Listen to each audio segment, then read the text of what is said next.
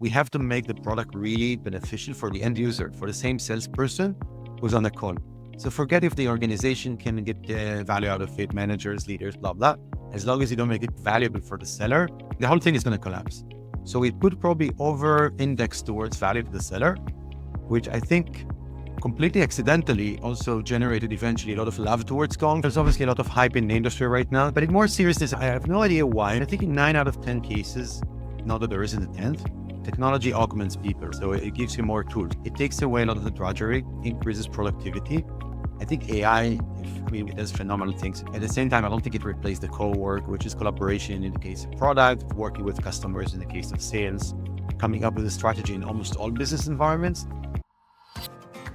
Creating great products isn't just about product managers and their day-to-day interactions with developers. It's about how an organization supports products as a whole, the systems, the processes, and cultures in place that help companies deliver value to their customers. With the help of some boundary-pushing guests and inspiration from your most pressing product questions, we'll dive into this system from every angle and help you think like a great product leader. This is the Product Thinking Podcast. Here's your host, Melissa Perri. Hello, and welcome to another episode of the Product Thinking Podcast. Our special guest today is Eilon Reshef, the co-founder and chief product officer of Gong, a revolutionary company at the forefront of AI-driven sales technology. Gong is one of the fastest SaaS companies in history to reach $100 million in ARR.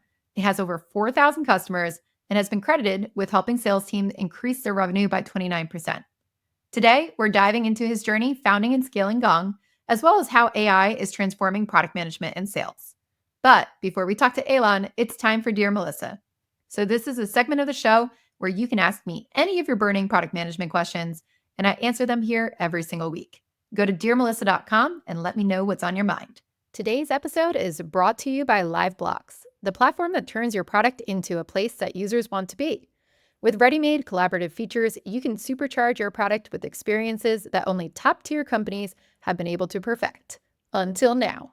Think AI co-pilots like Notion, multiplayer like Figma, comments and notifications like Linear, and even collaborative editing like Google Docs. And all of that with minimal configuration or maintenance required. Companies from all kinds of industries and stages count on LiveBlocks to drive engagement and growth in their products. Join them today and give your users an experience that turns them into daily active users. Sign up for a free account today at liveblocks.io. Here's this week's question. Dear Melissa, I've recently joined an organization as head of product where a lot of product decisions were always taken care of by the experts in the field and our B2B clients.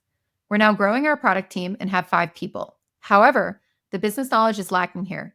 There is an established communication between field experts and tech, but the product team itself does not have the same knowledge. What are the best ways to add value as a head of product in this type of situation? So the most important thing that you can do in this situation is figure out what the product managers need to learn about the domain knowledge. And to do that, you're going to have to build bridges between them and the experts in the field. So what can you do to have them go out and start to shadow these experts, see how they're actually doing their work, and learn about that? That's going to allow them to make product decisions as well.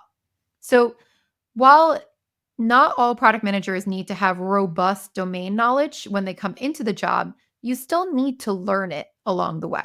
So you're going to need to learn what's important about this domain so that I can build the best products for our customers. So your product managers should be curious. They should be asking, what are our field experts doing? What are our clients doing? How are they using our products? What works? What are their problems? How can I actually solve them? That's the mindset that you need in a great product manager. So as their leader, you want to implement ways for them to go out and learn the answers to those questions. So how do you get them curious about your customers? How do you also establish ways for them to go out and do good user research? Can you make programs where they can shadow people? Can you start to create processes of discovery so that before they kick off every project, let's say they have to go out and do at least 5 customer interviews to get up to speed? Can you help go through their customer interview questions and make sure they're asking the right questions? Can you pair them maybe with a field expert? So maybe they have a buddy and this person is in charge of helping to get them up to speed and they talk to them at least once a week. As the head of the product, you put the structure in place that helps the product managers go out and do these things so that they're forced to have interactions with their customers, so that they're out there actually speaking with them on more of a regular cadence so that they can get the same kind of knowledge that their field experts have. And then also talk to the technical people, right? What do they know about the domain that can get them up to speed? When a lot of people walk into a more complex organization as a product person, they might not know everything about the domain, and that's okay. But again, it's that curiosity. So my question for you too is, are your product managers actually curious, right? Are they wanting to go do these things? Are they wanting to learn? And if not, how do you either inspire them and encourage them to be curious? If they're not curious at all, then you might not have the right people in those roles. You might need to bring in people who are a little more curious. It's one thing to build a great product that scales, and I think that's a separate subject matter expertise than domain knowledge. But if you're not even curious about your customers, how can you build them the best product possible? That's why we have to inspire that curiosity. So in a lot of places, I have also had to go in and learn the domain. I can help a lot with product. I know the structures. I know the cadences for that. I know what different types of products we could build. But if I wasn't an expert on healthcare, I'd go learn from the experts on healthcare. I would go talk to nurses. I would watch doctors use our platforms to get up to speed on that. And that's what you need to do. So for you as a head of product, how do you create that in learning environment? How do you create that structure? How do you create those processes and those cadences? That's really where I would be concentrating, and that's how you can add value. So I hope that helps. And again, if anybody has questions out there for me, go to dearmelissa.com and let me know what they are. Now, let's talk to Eilon. Welcome to the show, Eilon. Thank you for having me. Nice to be here. I am very excited to talk to you about Gong. So you are the chief product officer and the co-founder of Gong, which has been really revolutionizing the sales industry. Can you tell us a little bit about what drew you to found this company? Sure.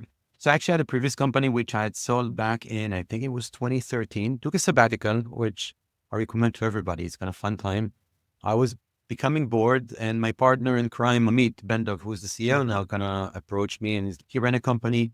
He ran into this issue, which was, hey, we don't know why sales aren't succeeding, et cetera, et cetera. And he was like, maybe, and what they did was actually they physically listened to hundreds of calls and they found root causes. And he basically reached out to me at the time I was, again, doing nothing. I actually took AI courses. I bought NVIDIA stock. I keep telling people, 2015, I bought NVIDIA stock because I knew it was coming.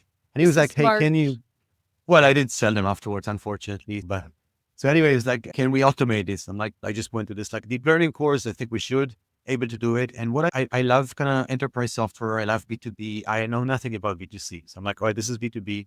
At the time, there were barely any sales technology software, and there's like thousands of marketing technology software. So I'm like, it's going to be the same, right? If there's like lots of stuff that helps marketer, there's no reason why it should be helping sales. And I love working with salespeople. So like, love the domain, love the B2B, love enterprise, and there's going to be a big opportunity out there. Let's do it. And that's how it all started. It's funny because a lot of product people don't love working with sales. So what made you really like working with salespeople? First of all, I like working with customers, which I guess starts from there. You can, at the end of the day, we as product people, we got to satisfy customers. Anybody who's, hey, I got an idea, I'm going to build it. I think is not like doing their job right in the sense of talk to customers, see what they think. So my previous company also was like, we were very customer centric and working with customers. It's also working with the sales team, coming up with an account strategy and how you win as part of the whole shebang. So love this engagement, and again, haven't done B2C in my life, so maybe it's also good, but I have no idea. So when you look back at your time founding Gong all the way through your impressive growth so far, what are some of the defining moments or challenges that stand out to you that say these were critical times where it shaped my approach to product leadership? So I think from a business perspective, the key challenge we had in the beginning was, our thought process was this: hey, the salespeople work based off a database. They call it the CRM. The information in the database is entered by people, which kind of means that AI is not going to be successful because all it has is what people put into it. It's okay, that's not going to work. So the idea is, let's capture all of the information. In the days, they didn't even call it video conferencing, but it was called web conferencing. The first integration we had was WebEx. I don't think Zoom was, I don't know, might have been around, nobody knew who they are. And the idea is, this is the primary place where you can start mining information. And the first concern we had was, our salespeople are going to be willing to be recorded because there's a big brother, or somebody's really watching me. Now, salespeople eventually get that nobody wants to listen to their calls. It's like, why would you waste their time? But it's a concern. So I think one of the defining moments was realization that in order for us to even be successful, just people willing to record our calls. Because if they're not willing, they're not going to do it, right? They're going to be like, customers don't want it, I don't want it, it's not helping me, et cetera, et cetera.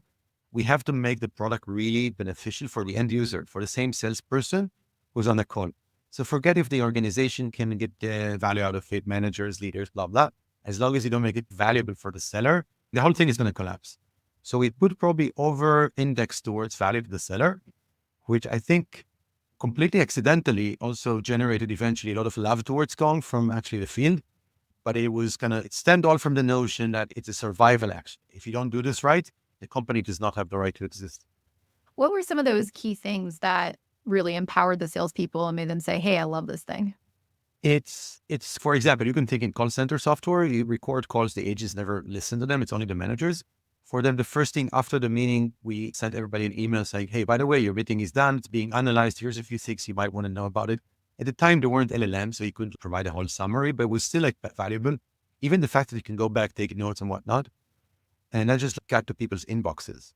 And then we gave them an ability to share it with their customers. And then what that meant is, and then we sent them an email whenever the customer opened that sharing. So finally, it's a way for them to speed up the deals.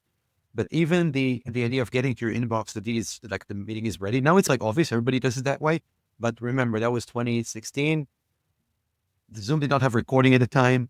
So it was a big thing. I remember as a product leader, all of my team were at a small team at the time, but everybody was telling me, hey, you can't just send people an email every hour, every couple of hours. It's like spamming them and they're going to hate Gong. And then end up visiting a customer physically in California. And I was walking the aisles of the sales floor and I asked people, what do you think? And I think several people told me at the time, we have one request. I'm like, what is the request? Could you please send those emails quicker? Oh, Because it wow. takes time to record, transcribe, all of that stuff. And it's so not intuitive that people actually want the quote unquote spam into their inbox. But that's a good example of if you orient yourselves towards the seller, the organization gets tons of value, but the seller had to be in the center. Otherwise, I don't think Gong would have been successful. It's a great lesson too, where you're not your users, right? Like you're not the person actually on the end of it. You might think you know what they want, but in reality, you got to go find from them. Exactly. So Gong has been attributed to for helping companies raise their revenue growth over 29%, which is really cool. What do you think contributes to that in the sales process? What are you're making it easier to record, get those notes back? What are the other defining factors that help Gong help organizations, let's say, succeed? I think sales is misunderstood by many people. They think it's like a seller selling something. When you talk about people outside tech, sometimes they even have this idea of, I don't know, a salesperson selling your insurance or God Mhm. forbid, used cars. But in a sort of a B2B environment, there isn't a seller, there's a selling team. And if the whole team operates as a one unit, a lot of good things happening. If they are disjointed, then it's basically random things happen. And I think the first thing that Gong does, even before you get to up-leveling the individual salesperson in terms of like their abilities or give leadership insights, is to connect those different kind of selling committee or selling team. So if I'm a sales engineer, I spoke with a customer, nowadays it's easier because we use LLMs under the scene, of course. So it's like I get a summary, I can send it to the manager, I can send it to the other person, I can share it with, again, if you're in tech, the CSM or the post salesperson, you can ask a question. So just the fact that everybody's in the loop. I just wrapped up a call before this discussion with a customer. I'm going to tag a lot of other people who are like, hey, did you know the customer asked for this? Those things would have taken weeks and months. And if you can compress the sales cycle, if you can improve knowledge sharing, if you can really kind of listen to the customer, essentially serve the customer, you get good things, like you said, higher win rates, faster deal cycles, and essentially being customer centric in kind of full sense of the word. With Gong too, I've heard you mention a lot that you're going out, you're talking to your customers. What types of practices do you do within your product team to learn more about your customers, to see what kind of problems they have? We're probably extreme in the sense of our structure, our organizational structure is based on like pods, which is not extreme, just like product manager, UX, and a bunch of engineers. But what's probably extreme is each one of those pods works with numerous design partners. So at any point in time, a PM is going to have 10, 5, 20, 50, sometimes it's 50, it's crazy. Design partners, like real companies using the feature that they're working on or the product they're enhancing, and you get continuous feedback. That so almost like forces that discussion. Initially, where it wasn't necessarily so much ingrained, I actually forced people, like a new PM, had to go through 10 customer interviews before they got certified, so to speak. So that almost like gave them the muscle. But once you get the muscle, it's so super easy. We actually have a whole operational rigor around getting those design partners. We have a person who's like reaching out to them, sets up those meetings, et cetera, et cetera. So the meeting I was just telling you about, it's a Fortune 50 customer. They're working with a design partner with one of my product managers, and like, oh, we asked for this thing, but it's already in. Like last week, we asked for it, it's already in. The reason it's already in is because their design partner, they gave feedback, the PM went ahead and executed on it. So by the time I went up on a call, the thing is already in motion, which is nice to hear. That's really cool. So they're going out, they're working with the design partners. Do you have any mechanisms of collecting that customer feedback besides just like customer interviews? Are you using any other types of tools? I think the ordinary tools, we use Gong obviously to Mhm. conversations. That's like an analyze them and whatnot. So it's all, there is a system of record. If my PM wants to share something with me, they can always tag me in a call. Obviously, we use data, like product data, so the typical analytics, how are people using the software, how much, and stuff like that. I don't think you need something super sophisticated. You need just the skill set of listening to the customer. And then people call it product sense, but just the understanding that you don't do what they tell you. You have to understand the need, not the want. And I think that's kind of part of what we interview for essentially when we bring product managers to go. And as a leader too, it sounds like your team's also sharing a lot of this customer research with you, and then you're going out and talking to customers. I've seen a lot of product leaders, especially as the organization scales, where they are looking for a sense of what's going on. How do I get the data? How do I keep on top of the trends and what people are asking for and get a good look holistically around on what should we be concentrating on? What's your process to gather that data? What are you looking at and how are you staying in touch with it? I think there's internal sources and external sources, right? Internally, obviously, there's lots of like my leaders working in my organization. We have continuous like discussions, brainstormings, offsites around what are the key customer needs. We have pretty structured rigor around obtaining information from sales leaders, customer success leaders, support leaders. And hey, what are you hearing? Maybe it's something that we might not listen to. Mhm. Day to day wise, we're spoiled because we use Gong internally. Gong, many product leaders don't know Gong because it's like a sales kind of related or a revenue kind of tool. But once everything is in there, it automatically creates this idea of sharing. Because if I have a product manager who gets a request, they don't know what to even do with this. Like they would tag somebody else in this domain or they would tag me. We would go in, we'd collaborate. And so it kind of makes it, the fact that everything is like automatically in the system is a good first step. Now, if the system already has summarizations and search, gives you all of the tools you need. It's not like necessarily quantitative data. I don't know how many specific customers ask for it. I can go and search it, but I more believe in this idea of listen to one smart customer and then make sure it's not their issue versus just like how many people mention the word X. Do they really need it? Do they understand what they're doing? So it's find the smart customers and then verify that these are the right requests. I've always loved that part about Gong too. As I was saying before we jumped on here, I used to go into these companies and do a lot of product ops work. And a big part was trying to figure out what are customers saying in the sales calls, just like you were talking about.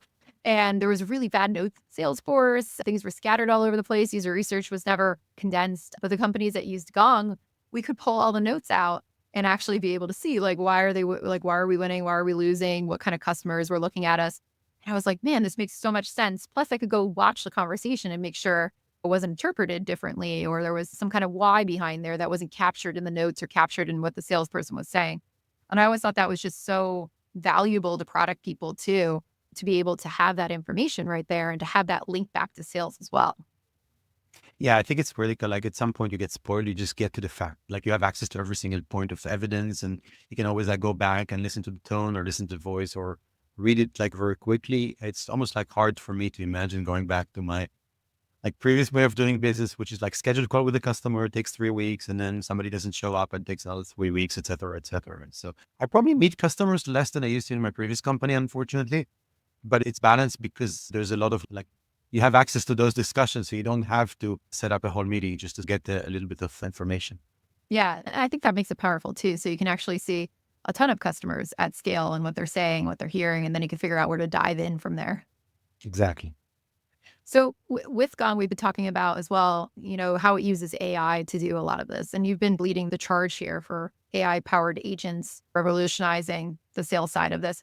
Can you tell me about your vision for how you see that manifesting over time and where that becomes powerful? Yeah, and there's obviously a lot of hype in the industry right now. So I think if I would read the National Enquirer, there's probably no people are going to ever do work again. It's all agents. I'm actually looking for an agent that's going to help me do the housekeeping kind of stuff, a Yeah, that'd be dishwasher, great. not do my work stuff. But anyway, that one doesn't seem to be progressing anywhere. But in more seriousness, I think people just, I have no idea why. Maybe it's just like controversial. So the media picks up on the idea of a digital worker. We're going to replace this and that.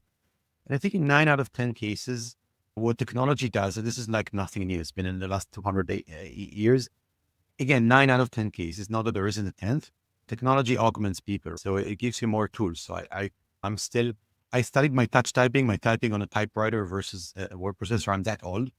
It was middle school, but still like old. And obviously came word processor. Now it's much easier. Now you can delete. You don't need to use like those kind of white kind of paint on all over stuff, etc. So I think it's going to happen the same for most of the knowledge work. It takes away a lot of the drudgery, increases productivity. I think AI, we all use like ChatGPT or some other LLM. It does phenomenal things in terms of rewriting and reassembling and summarizing and expanding and analyzing text at scale. At the same time, I don't think it replaced the core work, which is collaboration in the case of product, working with customers in the case of sales, coming up with a strategy in almost all business environments. So both is gone, as well as I think just the way work is going to happen is we focus on trying to come up with agents or tools that AI focus that take away chunks and chunks of redundant work. A good example is briefer. If you can get a brief on the account, you don't need to spend 30 minutes harassing somebody for information. And researcher, right? If you want to understand, we just talked about searching stuff. If you can have the AI kind of analyze it for you, what are the top themes, that takes away work. Deal scoring, again, instead of reviewing the call, you can score it. So what are those building blocks that you can plug into some workflows? Take a lot of work. So that's how we're thinking about it. The other thing I'm very convinced is that the future interface is not going to be ChatGPT. People are not going to go all day chat instructions. What do I do now? Help me write an email. I think all of this idea of AI should be interweaved with some workflow. I'm actually doing my pipeline review. I need to ask a question, or in the product world, might be I'm writing a spec now. I need somebody to help me reformat it versus everything is becoming a chat to this. And then I think at the scale, most companies work in enterprises. You also want to have some consistency. So it's not about me saying, hey, could you please summarize this account for me? It's like somebody pre-programmed the agent to follow the company's best practices or desired way of doing business. So augmentation, I think, is the thing. I think we have right now probably 15 to 20 different agents that kind of automate different things. I think the number is going to grow with technology and with our ability to innovate. I completely agree on the chat interface. I think everybody's saying, oh, we're going to have no interfaces. It's just going to be like typing a message. And that doesn't work in like enterprise software flows. It doesn't work in a lot of flows, honestly, because people are still visual creatures. Like sometimes we want to see a report. Like I don't want to ask them for the data. I want to visualize that data. I want to see it do different things. And I don't want to have to ask for it every single time. What if you don't know the question to ask if you're somebody on the receiving end of this? So I really love that you said that, because I feel like people are harping so hard on we're just going to be chat flows. There would be no UI. Yeah. And I think the reality is AI is such a foundational shift. It is so strong. It has so many capabilities that it's kind of very hard to assume all sorts of things. And I think some are right, some are wrong. I think obviously we're betting on some things. And I think to your point, I don't think chat is the future interface of the world. I don't think those autonomous agents that go in a maverick way and do some stuff is the future of the world. But this idea of AI-based automation is certainly super, super important. And I can't see my life already today not using an LLM because I use it for so many things that you just can't take that way. Yeah, it's definitely made my life easier too. There was actually an article yesterday I want to ask you about to see what your perspective is. So Marty Kagan wrote an article yesterday about the future of product management and how AI is going to affect that. And he said that he saw it approaching a team of 3, where you're going to have one product manager, one designer, and one developer. And that's going to be all of our squads for companies going forward. And I'm curious, like, what your take is on that. Do you see it as we're going to go that drastically down there, or how do you envision what our teams are going to look like? Gong, we're seeing, I want to say, I asked a few engineers. I think they're so far with existing tools, they can probably save somewhere around 2 hours in a week. So what is it, 5%? Maybe we get to 20 at some stage. I used to be an engineer, so I get a sense for that. And I remember moving from C to C+, and then from C++ to Java, and then a smart IDE. There's like IntelliJ, like a super smart IDE. Each time you get like another 20%, another 20%, another 20%. So I've had in my career, even before I moved to product management or afterwards when I might have done it for fun, like 20%, 30% increases, sometimes even 2x. I haven't seen, I don't think this is like a 90% increase. So I don't think we can get away from engineering. I think time spent by an engineer coding in a day is not huge. So even if you take it third or half away, they're still going to have to do debugging. They're still going to have to do thinking, planning, all of the stuff around it. So I think it's probably over the power. It's been, 20 years and still there are no real autonomous cars. So things take time. It's not that there wouldn't be, but just take a lot of time. Yeah, I kind of see that too. And I think about like enterprise companies as well. And if you think about it, if all of your teams are 3 people, there's critical services where if they go out down in the middle of the night, for example, who's going to go fix it? And if we have all these teams where we don't have any redundancy, or we don't have, a couple more people there to rotate through things, I don't think that becomes sustainable over time. And I've also seen it where I feel like a great product manager can help paint the vision for a product for a bunch of engineers to get done, but there's still so much thought that you said goes through actually doing the work and breaking it down and how do we structure and how do we do this, that I don't see that being just pure grunt work that can be automated away very seamlessly.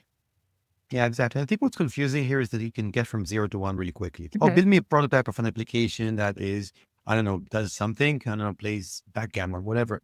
So the first verse is really quickly. So you're, oh, what if I can work at that speed? But the challenge is this is not how you work, because now V2 LLMs don't do a good job and now I want to make it scalable and secure, blah, blah, blah. And now it's becoming like professional work in the same way that we are like, write a spec for me or write an account plan for me.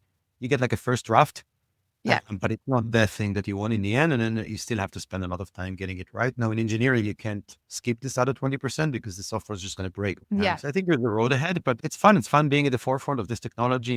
I think it's a change of a lifetime in the same way that maybe the internet was. So I think we should all be excited about being part of it.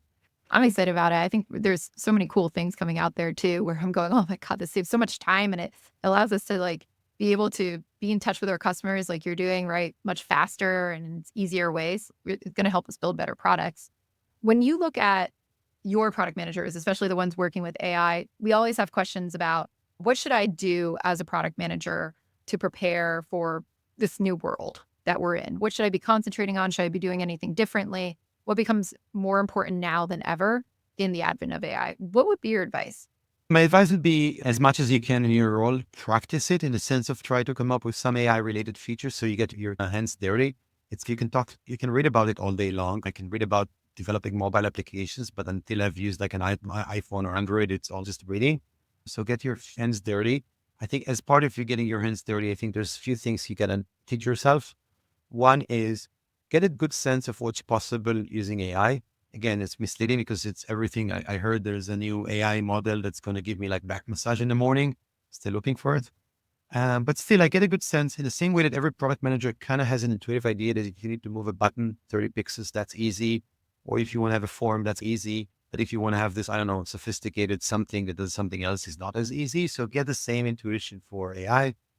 I think once you start getting your hands dirty, you learn there's a little bit more practices because in traditional software, you show somebody the software and they're like, looks good, looks bad. And it's like your call it user research or feedback or validation, whatever cycle.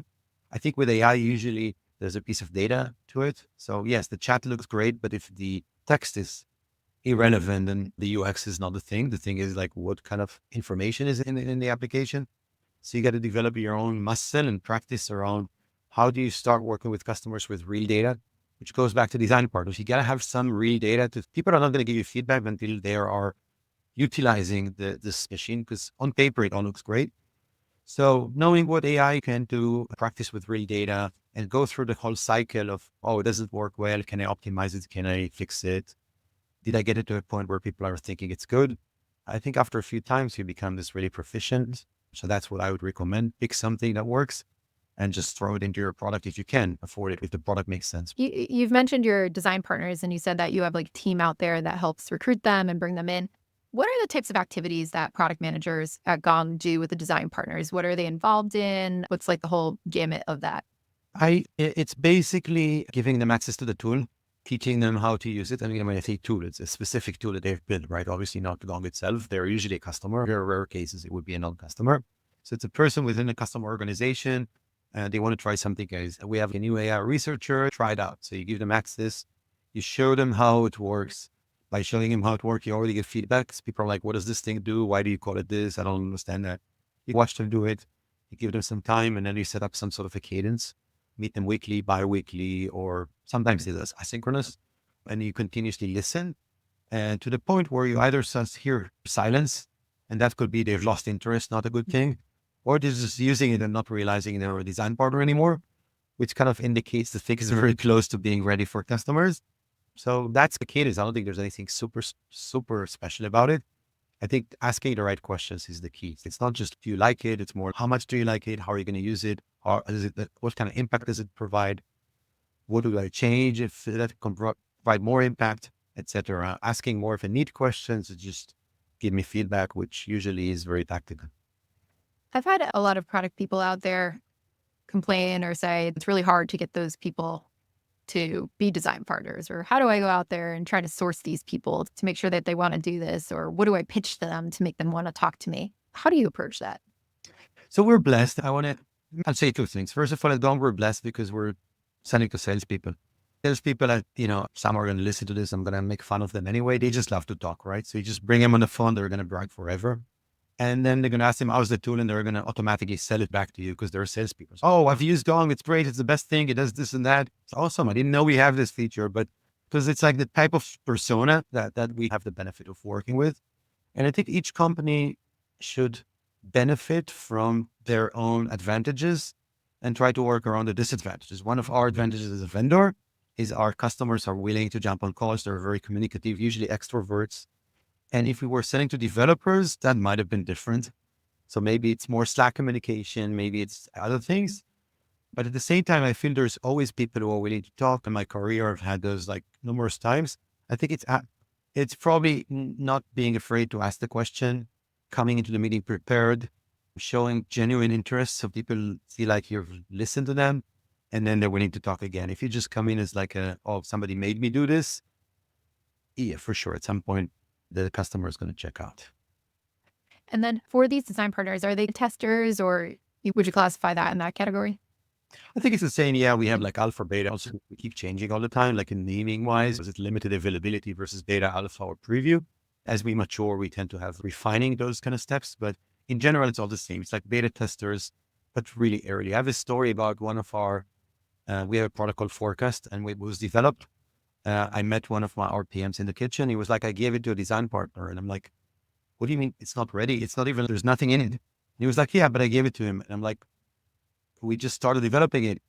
And he's like, yeah, I gave it to him. He hit the save button. He got an error. So it was at the point where the thing didn't even save anything. But he felt confident enough to go to the partner and say, hey, this is it. Like, we're starting to develop it. What do you think here? What do you see here? As embarrassing as it was, next week, the save was working. And I actually spoke with a customer a few months later. He was like, that was a very good beta program for me. I felt like I'm giving feedback.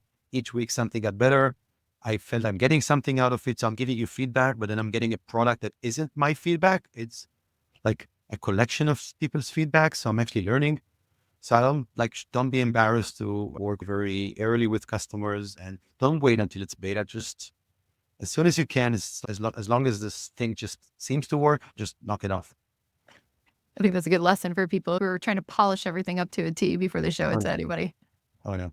We have a beta running right now with actually a very advanced feature where there is no GUI. So basically the PM is like calling the customer is, could you please tell me think of a prompt as an example, right? It's not a prompt, but just, could you please dictate it to me? I'll type it into the system and show you what it does. And the reason that you can still like interact afterwards, but there is no way to edit it even. But it provides tons of value because now you can start steps 3 to 10. And eventually we're going to have a GUI for step 1 and 2. But I think it's the right way to go.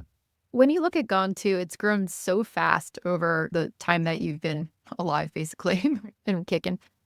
What are some of the challenges that you experienced with this hyper growth? And when you reflect on it, what would you call out as some like defining moments of that? Growth is always hard, to be honest. Like when the downfall of the whole tech industry happened was 2 or 3 years ago, and people started like stopping hiring, and we have a significant portion of our customers are tech customers. We have many non-tech customers, but just that portion started like shrinking, and we don't need that many licenses because we don't have that many salespeople. So it was already harder selling during that environment. And obviously we also slowed our own growth because you want to pour money into sort of the company when you're not growing fast. It was the easiest 2 years in my life because you could invest in people, existing people. You can fine tune, optimize the processes, really focus on how to work well. When you grow fast, it's much harder because you bring somebody in. By the time you trade them, you bring somebody else in. So I think the lesson for me is you basically do your best and just don't give up, but it's kind of much harder to grow. Technically harder is when you don't grow, it's even harder because the business suffers. Personal ease versus company success is obviously an interesting balance. Yeah, that's an interesting one too. I feel like during the phase when tech was crumbling for a little bit there, there was a lot of companies that had same problem where they're not being able to close the sales, but they still had that pressure, right? It's a grow. You got to keep going out 200% year over year from the investors or from other people. As a co-founder, how do you also handle that conversation or think about your strategy in that time? Do you just say, this is a blessing and we're going to internally focus and look at that? Or are you placing bets? How do you communicate that? So look, I mentioned the typewriter thing. So I'm old enough that I've almost seen it. I don't want to say seen it all, but nobody's seen it all. But I've been through the 2001 downturn, 2009 downturn. So you know how it works. Is to shrink a little bit. You have to Gong almost wouldn't let any people go. But in my past companies, it was the backend. You understand that it's a phase. You have to go through it. And I think the first thing you don't put yourself under too much pressure. You manage accordingly. You manage expenses. You already start planning for the rebound, which you don't know long that's going to happen. The challenge is not everybody's made to work in such an environment. So oftentimes what these people are like, oh, I came to, my hope was, I don't know, I'm going to make of dollars in 30 days. Yeah. Then they start rethinking, what do they want to be? Some went out of tech, some relocated to some, I don't know, different countries. So you see some of that behavior, which is a little bit harder. Some people actually get stressed just because they've maybe made wrong financial decisions. And suddenly they're like, oh shit, I need to pay mortgage. So you have to manage through people issues. But I think personally, as long as you understand that it is what it is, this is how economy goes up and down. I think just rationally, you have to go through this. And it sounds too like you had still through that time a strong vision for Gong as well. And I've seen other companies when they're met with any kind of market friction, sometimes they'll abandon the vision or they abandon the strategy and they start doing everything they possibly can just to grab a dollar. How do you think about creating that stable vision over time, creating that strategy? And when is it time to pivot or persevere? It's time to pivot if the strategy doesn't work, right? I mean, we haven't had a chance to do tons of pivot. I think we got lucky a little bit.